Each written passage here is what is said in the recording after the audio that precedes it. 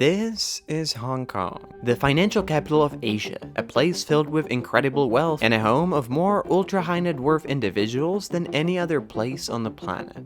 And this is Hong Kong as well, a place where every fourth person lives below the poverty line, where the elderly are forced to scavenge for waste just to survive, and where hundreds of thousands of people live in the urban hell of so-called cage homes. Several decades ago, Hong Kong began an incredible experiment that was supposed to turn it into a capitalist paradise. A place where the market is the king and money is power, where anything can be achieved and where everyone is out for themselves. But along the way, something went horribly wrong, and the result is a dystopian present where the rules of the game have been rigged, with an insane housing crisis, one of the highest inequality levels in the world, and an incredible wealth paid for by an even more incredible poverty. So what happened to Hong Kong? How bad it all really is? And how bad is it gonna get?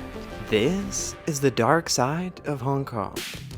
Perhaps you have seen the statistics. Hong Kong is the world's most expensive city to live in, and many of its citizens are forced to live in conditions that would be unimaginable in any other place as rich as Hong Kong. It has the least affordable housing in the world, way ahead of already expensive places like New York, San Francisco, or LA.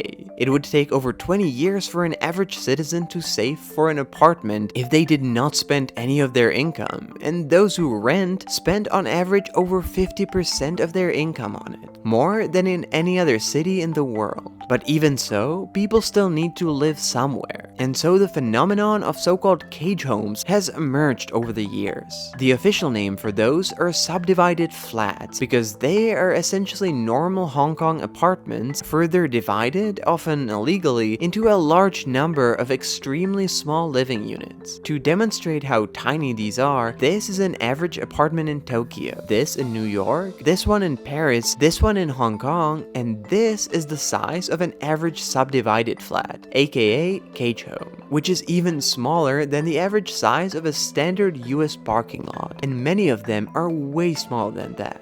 But while this might seem like a simple case of supply and demand, a lot of people in a small space, in Hong Kong's case, this is not really true, and the reality is a lot worse. The fact is that Hong Kong could quite easily build a lot more housing and decrease the price by doing so, because only a quarter of its territory is built up, and only 7% of it is zoned for residential development.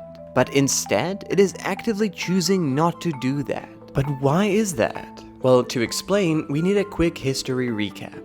But first, let me tell you about the sponsor of this video, Brilliant. If you're watching this, you're probably a bit like me, someone who loves to learn and likes to keep their mind sharp. And if you are, then you're gonna really like Brilliant as well. Brilliant is a great way to learn math, science, and computer science. It has thousands of lessons on all kinds of topics, and new ones are added every month, and they teach you in an easy and interactive way. I've always struggled with STEM subjects in school because I always thought that I'm just not good at math or science, but Brilliant explains everything in a way that I actually understand, and I can learn at my own pace. It helps me to keep my mind active every day, and I can learn about things like computer science without needing to spend 4 years by getting a degree in it. So to get started for free, visit brilliant.org/explainedwithdom or click on the link in the description. You'll get a free trial, and the first 200 people will get 20% off Brilliant's annual premium subscription. And now, back to the video. For most of its history, Hong Kong has been nothing more than a completely unimportant small fishing village on the periphery of China. And even when it was taken from China by Great Britain, and it started to slowly grow bigger, it seemed like it will remain just as unimportant as it has always been. But then, after the Second World War, the British colonial government made a radical decision that defined the course of Hong Kong's future and made it into what it is today, with both its successes and its flaws. The government decided that Hong Kong will follow the principles that became known as positive non-interventionism, basically the purest form of capitalism. The idea was that government regulations regulations and interventions are what holds the economy back, and that the only thing that the government should do is to get out of the way. And Hong Kong did exactly that. Until the late 20th century, it had no tariffs and no customs, no minimum wage, no official pension scheme, no competition law, and no social welfare system. And most importantly, it had extremely low taxes, so that the money stayed in the hands of the private sector, rather than being redistributed by the government. But there was one big problem with this decision. Taxes are normally where countries get their money from, and without taxes, the colonial government had to find a different source of revenue. And it did. Since Hong Kong was a colony, all the land was a property of the government, and that has never really changed because the government never sold any of this land. Instead, it has been leasing the land to real estate developers that want to build there, and those leases have represented the main source of income for Hong Kong ever since. But because these leases are the main source of Hong Kong's income, they need to be expensive to make enough money, and the way that the government keeps them expensive is by limiting their supply. In other words, the government is incentivized to keep the housing expensive, because the more expensive it is, the more money it makes. And so it is only leasing a small part of the land that could be otherwise used to build property. And it works for the real estate developers as well, since they know that whatever they build is guaranteed to sell at whatever price they want, because with the limited supply, there is zero competition, and they have absolute monopoly over the market. But what that means for the regular people is that the amount of available housing is extremely limited and absolutely insufficient for the amount of people that live in the city. And expensive housing is not the only unwanted result of the non-interventionism policy. Despite its high GDP, in 2020, around 23% of Hong Kong's population, roughly 1.6 million people, lived below the poverty line, which is way more than in almost any other country in Asia. And the situation has been even worse in the population group of people over 65, as more than 40% of the elderly have been below the poverty line in 2020, resulting in the phenomenon of cardboard grandmas. Older people who are collecting cardboard boxes throughout the city so that they can sell them to recyclers for a small sum of money, which is often the only job they can get. And over the long term, the situation has been actually getting gradually worse rather than better, as the poverty rate has almost doubled since the 1980s. But why is that actually? Why are there so many poor people in one of the wealthiest cities in the world, when the unemployment is low and the economy has been growing? Well, the thing is that while Hong Kong is one of the wealthiest cities, this wealth is also extremely unevenly distributed. But this did not happen by accident. Hong Kong actually developed in two separate waves of progress. First, in the 1950s, Hong Kong developed thanks to a wave of industrialization, especially through textile manufacturing, pushed by low taxes, easy export, and cheap labor that was available thanks to millions of immigrants coming in from China.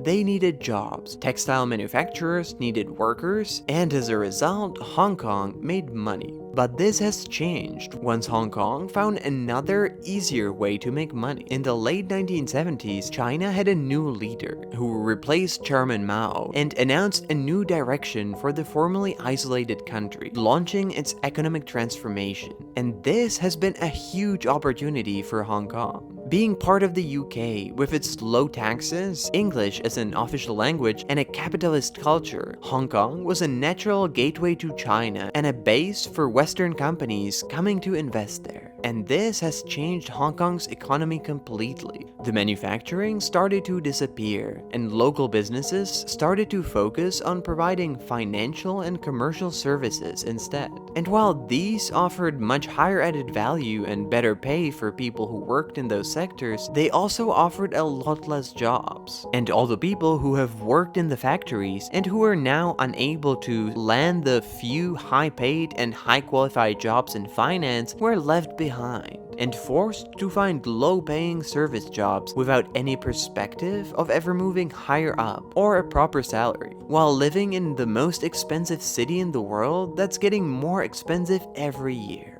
and the government has not been too eager to help them either. The principles of non-interventionism and the belief in small government have survived in Hong Kong even after the city-state was handed over to China in 1997. And the government that sees itself as an institution that should help to create wealth, but not to redistribute it, and promotes individual responsibility, has been reluctant to get too involved in the situation. But here's the problem with this. Despite the claims of Hong Kong being the land of entrepreneurship, when it comes to business, the playing field in Hong Kong has not been even remotely even. The fact is that most of Hong Kong's economy is controlled by a small number of family clans that have held a tight grip over it since the colonial era. Each of these families own and operate large conglomerates that have since established monopolies in all of the most important industries like shipping, construction, real estate, or utilities. They are the ones who benefit the most from Hong Kong's system, and they have so much influence that starting a business that would go against their interest is nearly impossible. And so, despite the official claims, the option of starting a business is not as easy as it seems. While at the same time, Hong Kong's position as Asia's main financial center is slipping away. Since the Chinese government has abandoned the principle of one country, two systems, and since it has been exercising ever tighter control of the city and taken away the freedoms that Hong Kong citizens used to have, the value that Hong Kong has for foreign investors has been diminishing along with its autonomy. And soon, Hong Kong might turn into just another Chinese city, with only skyscrapers, cage homes, and cardboard grandmas as memories of its former glory.